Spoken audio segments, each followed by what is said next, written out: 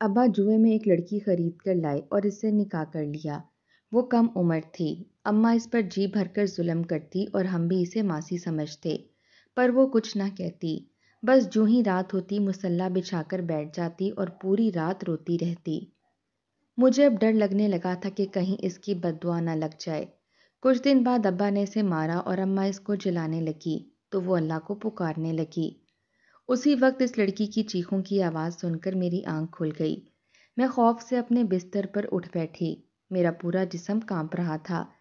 میں تیزی سے بھاگتی ہوئی باہر گئی۔ اماں روز کی طرح اس لڑکی کو بالوں سے پکڑ کر زور زور سے اس کے چہرے پر تھپڑ مار رہی تھی۔ میں نے اماں کو روکنے کی کوشش کی تو اماں نے زور سے مجھے پیچھے کی طرف دھکا دیا۔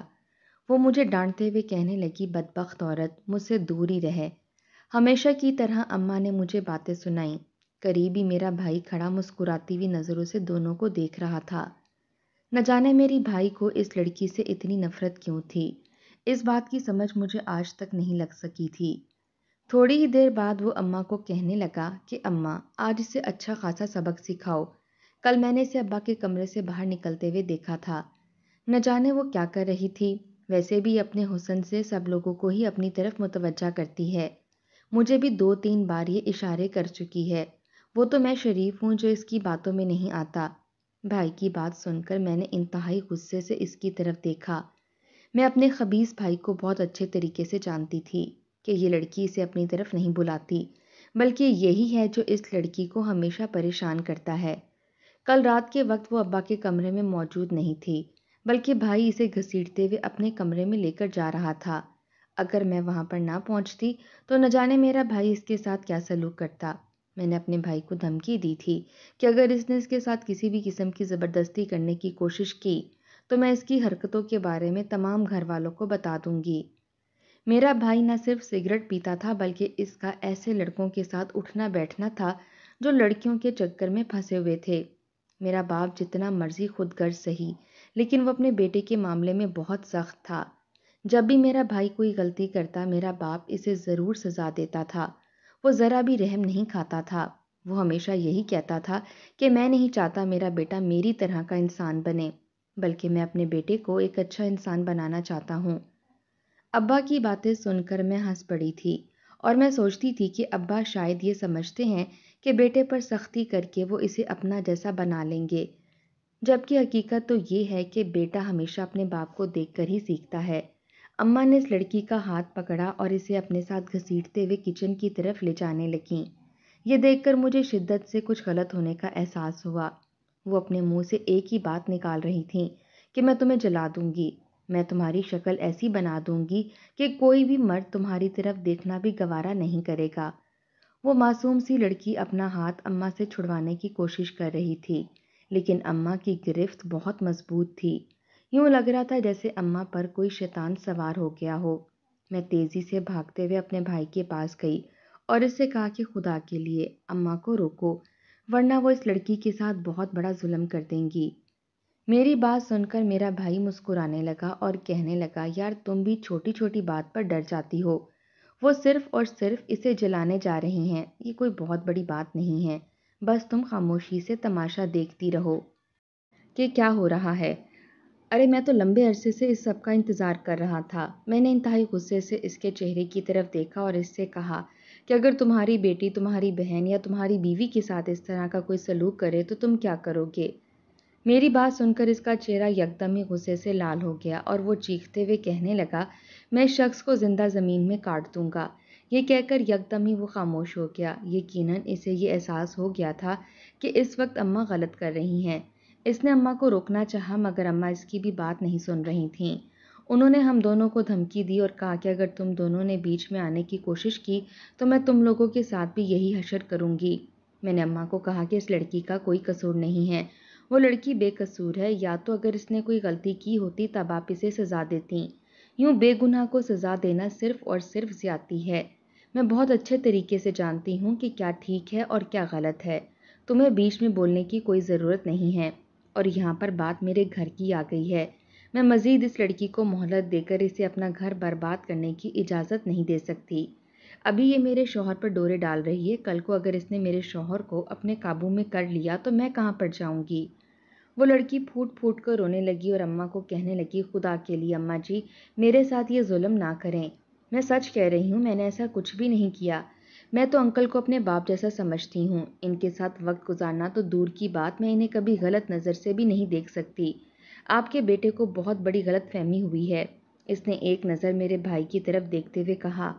میرا بھائی اس سے نظریں چرانے لگا، اس کے بعد وہ میری طرف متوجہ ہوا اور مجھے کہنے لگا، تم اس لڑکی کو بچا لو۔ میں نے دیکھا کہ بھائی کے چہرے پر اس وقت پسینے کے قطرے نمودار ہو گئے تھے، یقیناً اسے اپنی غلطی کا احساس ہو گیا تھا۔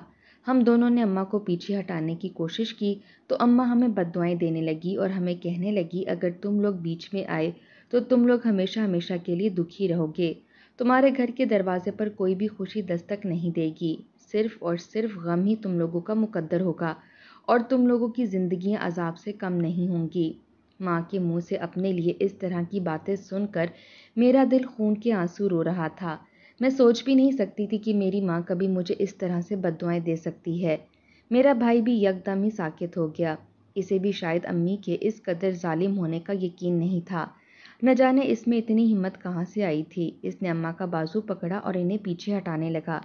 اماں نے اسے پیچھے کی طرف دھکا دیا، وہ تھوڑا سا دروازے سے باہر نکلا تو اماں نے انتہائی پھرتی سے کچن کا دروازہ بند کر دیا۔ جیسے ہی کچن کا دروازہ بند ہوا، ہمیں اس لڑکی کی چیخوں کی آواز سنائی دینے لگی۔ وہ لڑکی اماں کے پیر پڑی ان کی منتیں کر رہی تھی۔ میں تیزی سے بھاگتی ہوئی کھڑکی کی طرف گئی تاکہ اندر کا منظر دیکھ سکوں۔ اندر کا منظر دیکھ کر میری آنکھیں آنسوؤں سے بھر گئیں۔ اماں نے ہاتھ میں ایک ماچس اٹھا رکھی تھی اور بہت ہی غصے سے اس لڑکی کی طرف دیکھ رہی تھیں۔ اماں کی آنکھوں میں اس وقت صرف اور صرف نفرت تھی، ان کا بس نہیں چل رہا تھا کہ وہ اس لڑکی کو کہیں غائب کر دے۔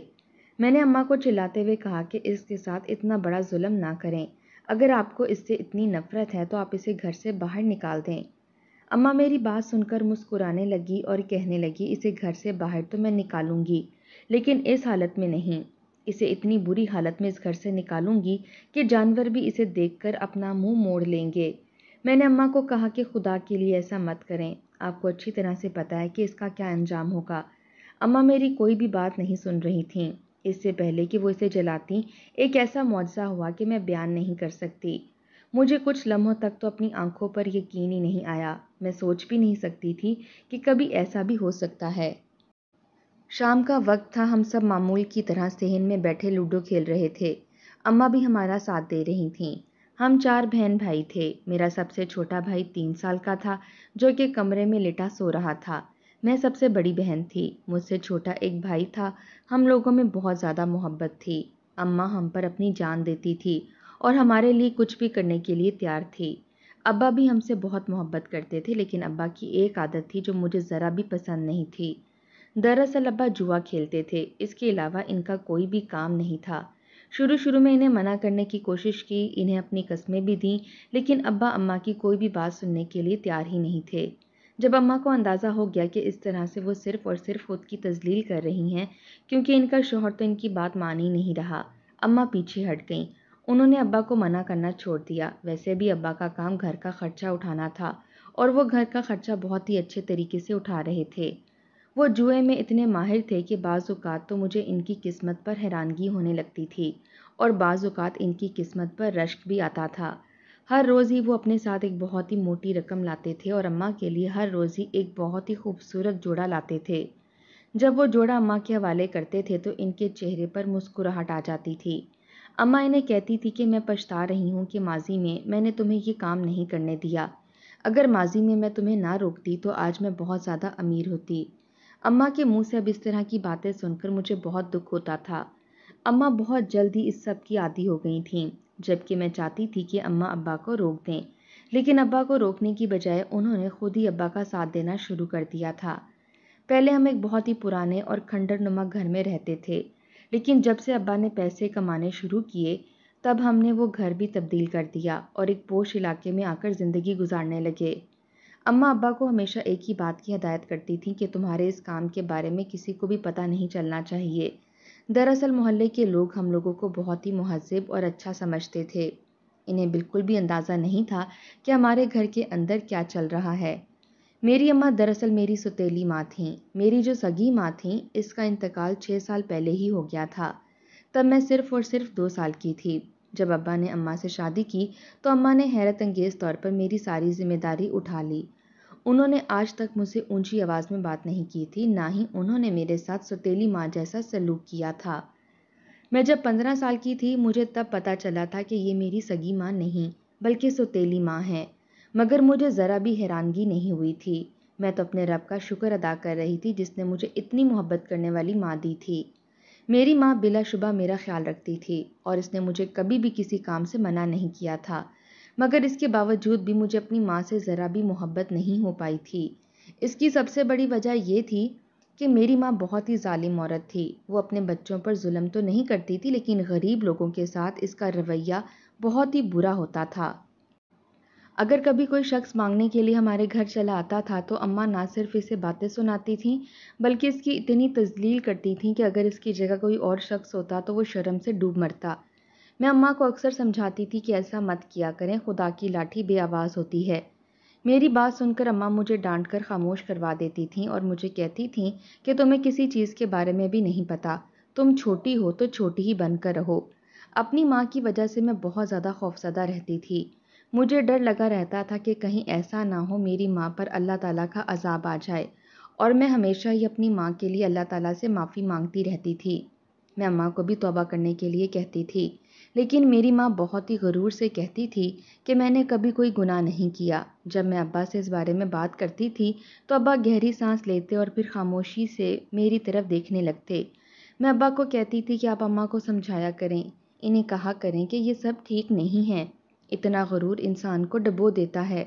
ابا بیچارگی سے مجھے کہتے کہ میں ہر ممکن کوشش کر چکا ہوں، مگر تمہاری ماں میری کوئی بات سننے کے لیے تیار ہی نہیں ہے۔ پتہ نہیں اس کے دماغ میں یہ خناس کس نے بھر دیا ہے۔ زیادہ مسئلہ مجھے اس وقت ہوا جب میرا بھائی بھی میری ماں کے نقش قدم پر چلنے لگا۔ میرا بھائی بھی ایک بہت ہی ظالم انسان تھا، وہ حد سے زیادہ بے رحم تھا۔ میں سوچ بھی نہیں سکتی تھی کہ وہ اس قدر بری سرگرمیوں میں بھی ملوث ہو سکتا ہے۔ ایک دن مجھے ایک لڑکی کی چیخوں کی آواز سنائی دی، وہ ہلکی ہلکی آواز میں چلا رہی تھی۔ اس کی چیخوں کی آواز سن کر میں گھبرا گئی۔ وہ آواز گلی کے ایک کونے سے آ رہی تھی۔ یہ گلی اس انداز سے بنائی گئی تھی کہ جب تک اس کا موڑ نہ مڑا جائے تب تک سامنے ہونے والے واقعات کے بارے میں پتہ نہیں چلتا تھا، اور وہ گلی آگے جا کر بند بھی ہو جاتی تھی۔ ایک لمحے کے لیے تو میرے دل میں آیا کہ یہاں سے بھاگ جاؤں، کیونکہ مجھے ڈر تھا کہ کہیں ایسا نہ ہو میں خود بھی بہت بڑی مشکل میں پھنس جاؤں، مگر پھر دوسرے ہی لمحے میرا دل نرم پڑ گیا، کیونکہ چلانے والی بھی ایک عورت ہی تھی اور پتہ نہیں اس وقت وہ کس مشکل میں تھی۔ میں نے ہمت کی اور اس کی طرف چل دی، لیکن جب میں نے سامنے کا منظر دیکھا تو مجھے لگا میرے قدموں کے نیچے سے زمین نکل گئی ہو۔ سامنے ایک لڑکی میرے بھائی کے قدموں میں بیٹھی ہوئی تھی اور میرا بھائی اس کے بالوں کے ساتھ چھیڑ خوانی کر رہا تھا۔ جب میں نے تھوڑا سا غور کیا تو مجھے احساس ہوا کہ وہ اس کے بالوں کو ہلکا ہلکا کھینچ رہا تھا اور اس کو ہراساں کرنے کی کوشش کر رہا تھا۔ جب میں نے اس کے منہ سے نکلنے والے الفاظ سنے، میرا دل کیا کہ زمین پھٹے اور میں اس میں سما جاؤں۔ میں سوچ بھی نہیں سکتی تھی کہ میرا بھائی اس قدر ذلیل انسان ہو سکتا ہے۔ میں تیزی سے بھاگتی ہوئی اس کے پاس گئی اور اپنے بھائی کو گریبان سے پکڑ کر اٹھایا۔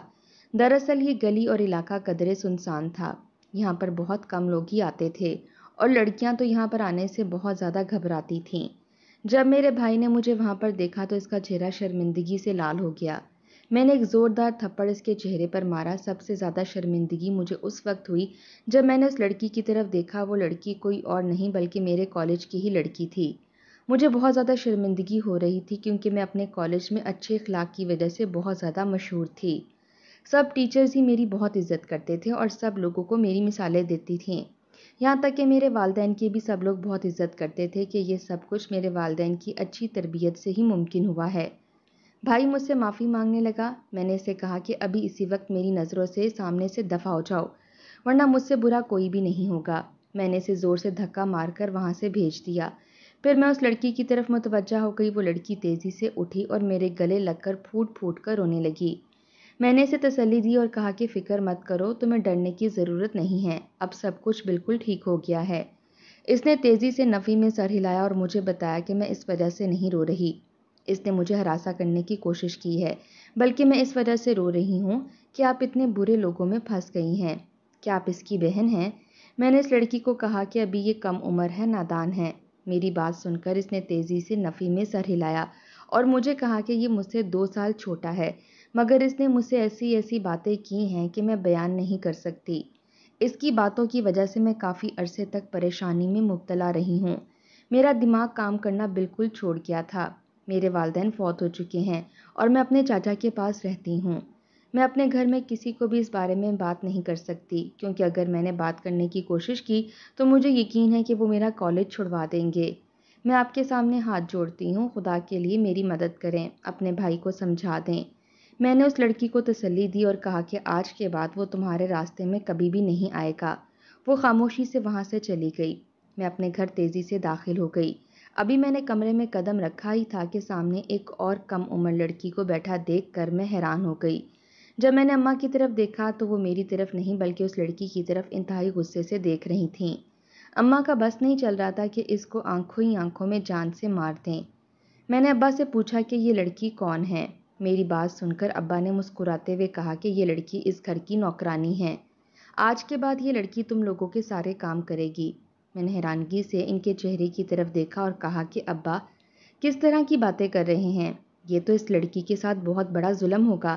ابا نے انتہائی غصے سے مجھے گھورا اور مجھے کہا کہ تمہیں مجھے بتانے کی ضرورت نہیں ہے کہ کیا ٹھیک ہے اور کیا غلط ہے۔ بہتر یہی ہے کہ اپنے کام سے کام رکھو۔ اس سے پہلے کہ ابا اپنی بات مکمل کرتے امی بول پڑیں۔ ہاں، یہ آج کل کچھ زیادہ ہی میرے معاملات میں بھی دخل اندازی کر رہی ہے۔ اپنی بیٹی کو اچھی طرح سے سمجھا لو کہ مجھے اس کی یہ روز روز کی چک چک پسند نہیں ہے۔ میں اسے اس لیے کچھ نہیں کہتی کیونکہ مجھے ڈر ہے کہ کل کو یہ تمہارے پاس آ کر یہ شکایت نہ لگا دے کہ میں اس کی سوتیلی ماں ہوں، اسی وجہ سے اسے ڈانٹتی ہوں۔ مجھے وہاں پر کھڑے ہوئے تھوڑی ہی دیر گزری تھی کہ اچانک ہی میری چھوٹی بہن آئی اور اس لڑکی کے سامنے جا کر کھڑی ہو گئی۔ اس نے اس لڑکی کو کہا کہ چلو ابھی جلدی سے جا کر میرا کمرہ صاف کرو۔ اپنی بہن کے منہ سے یہ بات سن کر میں تیزی سے اس کے پاس گئی۔ اس سے پہلے کہ میں اس سے کچھ کہتی، اماں نے میرا ہاتھ پکڑ لیا اور مجھے پیچھے ہٹاتے ہوئے کہنے لگیں، تمہاری بہن ٹھیک ہی تو کہہ رہی ہے۔ وہ اس لڑکی کو اس کی اوقات یاد دلا رہی ہے تاکہ وہ کبھی بھی نہ بھولے کہ اس کی حیثیت اس گھر میں ایک نوکرانی سے زیادہ نہیں ہے۔ میرا بھائی قریب ہی خاموشی سے کھڑا تھا۔ میں نے اس کے چہرے کی طرف دیکھا تو وہ مجھ سے نظریں چرانے لگا۔ مجھے اچھی طرح سے پتا تھا کہ اب وہ ڈرا ہوا ہے کہ میں کسی کو اس کی شکایت نہ لگا دوں۔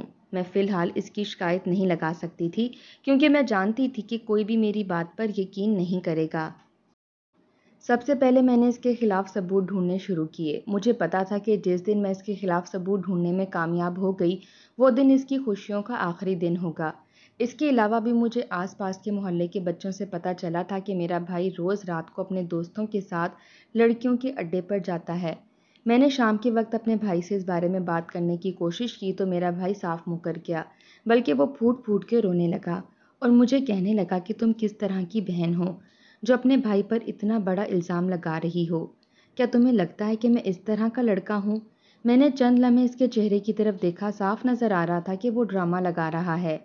میں نے اسے انگلی اٹھا کر دھمکی دی اور اس سے کہا کہ میں تمہیں آخری بار سمجھا رہی ہوں، اگر اب بھی تم اپنی حرکتوں سے باز نہیں آئے تو میں تمہیں پولیس کے حوالے کر دوں گی اور میں بالکل بھی رحم نہیں کھاؤں گی۔ میری بات سن کر اس نے میرے سامنے ہاتھ جوڑ دی اور مجھے کہا کہ خدا کے لیے مجھ پر اس طرح کا ظلم مت کرنا۔ میں تم سے وعدہ کرتا ہوں کہ میں دوبارہ اس طرح کی حرکت نہیں کروں گا۔ میں نے اس سے کہا کہ اگر آج کے بعد میں نے تمہیں رات کو گھر سے باہر نکلتے ہوئے دیکھا تو پھر سمجھ جانا کہ تمہارا آخری وقت آ گیا ہے۔ ایک چیز میں نے نوٹ کی تھی اور اس کی مجھے خوشی بھی ہو رہی تھی، وہ یہ تھی کہ اب میرے بھائی نے گھر سے رات کے وقت نکلنا بند کر دیا تھا۔ اس کی کافی زیادہ حرکتیں تبدیل ہو گئی تھیں، مگر میں نہیں جانتی تھی کہ اب اس نے اس گھر میں ہی راستہ تلاش کر لیا ہے۔ میں سوچ بھی نہیں سکتی تھی کہ جس لڑکی کو ابا جوئے میں جیت کر گھر لائے تھے وہ اس لڑکی کے ساتھ بدتمیزی کرنے کی کوشش کرتا تھا۔ ایک دو بار میں نے اسے اس لڑکی کے ساتھ باتیں کرتے ہوئے دیکھا۔ مجھے یہی ڈر لگ رہا تھا کہ وہ اس سے نارمل انداز میں کوئی بات کر رہا ہے۔ میں اس کی طرف نہ جاتی اگر میرے ذہن میں کالج والی لڑکی کی باتیں نہ گونج پڑتیں جس نے مجھے کہا تھا کہ تمہارا بھائی کسی بھی لڑکی کا لحاظ نہیں کرتا، اسے بدصورت بھی لڑکی لا کر دے دو گے تو وہ اسے بھی چھیننے سے باز نہیں آئے گا۔ میں ڈر گئی تھی۔ میں تیزی سے بھاگتی ہوئی اس لڑکی کے پاس گئی۔ اپنے بھائی کی باتیں سن کر میں شرم سے پانی پانی ہو گئی۔ وہ اس کے ساتھ بہت ہی بیہودہ باتیں کر رہا تھا۔ میں نے اپنے بھائی کے چہرے پر تھپڑوں کی بارش کر دی۔ وہ خود کو مجھ سے چھڑوانے کی کوشش کر رہا تھا۔ میں خود بھی نہیں جانتی تھی کہ مجھ میں اتنی جان کہاں سے آ گئی ہے۔ میں نے اسے اپنے قابو میں کیا ہوا تھا۔ قریبی وہ لڑکی کھڑی پھوٹ پھوٹ کر رو رہی تھی کہ اچانک وہاں پر ابا آ گئے۔ وہ مجھے پیچھے کی طرف ہٹاتے ہوئے کہنے لگے، یہ کیا کر رہی ہو؟ پاگل تو نہیں ہو گئی؟ ابا کی بات سن کر میں نے چیختے ہوئے کہا کہ میں واقعی پاگل ہو گئی ہوں۔ اب مجھ سے مزید برداشت نہیں ہو رہا۔ آپ اس لڑکی پر اتنا ظلم کر رہے ہیں، ارے کچھ تو خدا کا خوف کریں۔ آپ کی اپنی 3 بیٹیاں ہیں، اگر کوئی آپ کی 3 بیٹیوں کے ساتھ یہ سب کچھ کرے تو آپ کا کیا حال ہوگا؟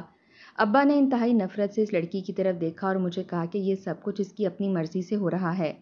اس نے ہی اپنے باپ کا قرض اتارنے کے چکر میں اپنے آپ کو پیش کر دیا تھا۔ یہ کہہ کر انہوں نے میرے بھائی کا ہاتھ پکڑا اور اسے اپنے ساتھ لے کر چلے گئے۔ میں اس لڑکی کی طرف متوجہ ہوئی اور اسے پوچھا کہ تمہارے ساتھ کیا ہوا تھا؟ میری بات سن کر وہ رونے لگی اور مجھے کہنے لگی کہ میرا باپ بھی جوا کھیلتا تھا۔ وہ جوئے کا بہت ہی پکا کھلاڑی تھا، لیکن اس بار نہ جانے اس کی قسمت نے اس کا ساتھ کیوں نہیں دیا، وہ جوا ہار گیا۔ تمہارا باپ اس سے پیسے مانگ رہا تھا اور اسے مہلت دینے کے لیے تیار ہی نہیں تھا۔